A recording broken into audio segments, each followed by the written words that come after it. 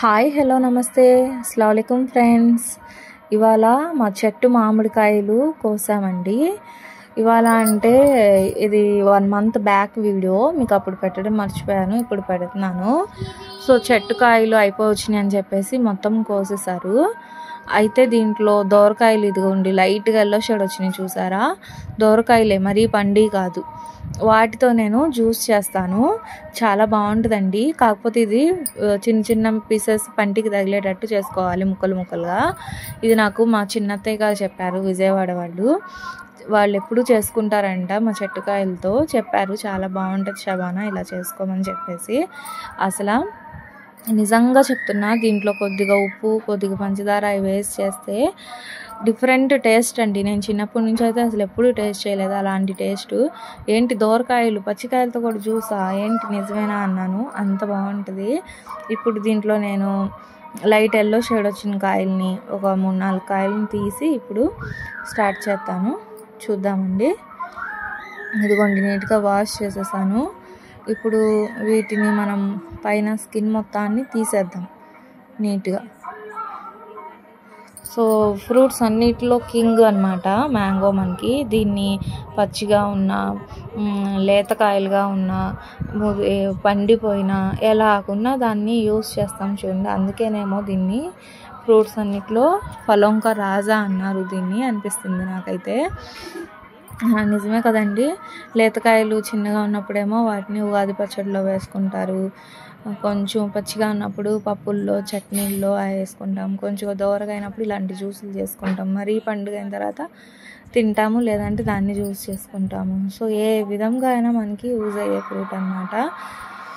మీరే చూస్తారు కదండి, ఈవిడ పచ్చికాయలు తీసుకొని కూర్చుందేంటి అనుకుంటారేమో, కాదండి. అసలు జ్యూస్ మొత్తం చేసిన తర్వాత మీరే అంటారు, పైన ఇలా ఉన్న లోపల లైట్గా ఎల్లో షేడ్ వచ్చేస్తాయండి ఈ కాయలు తీయగా. అప్పటికప్పుడు చెట్టు కోసాం కదండి తాజాగా, చాలా బాగుంటాయి టేస్ట్ అయితే సూపర్గా. దీన్ని ఇప్పుడు నేను చిన్న చిన్న పీసెస్గా చేసుకుంటాను. చెప్పానండి ఇదిగోండి లోపల లైట్ ఎల్లో షేడ్ వచ్చేసిందని. కరెక్ట్గా ఈ విధంగా ఉంటేనే జ్యూస్కి బాగుంటుంది అన్నమాట. ఇది నేను పండిపోయిన రసాలతో చేసి చూపించానండి జ్యూస్, మాజా టైప్లో. ఆ జ్యూస్ వేరు, ఈ జ్యూస్ వేరు.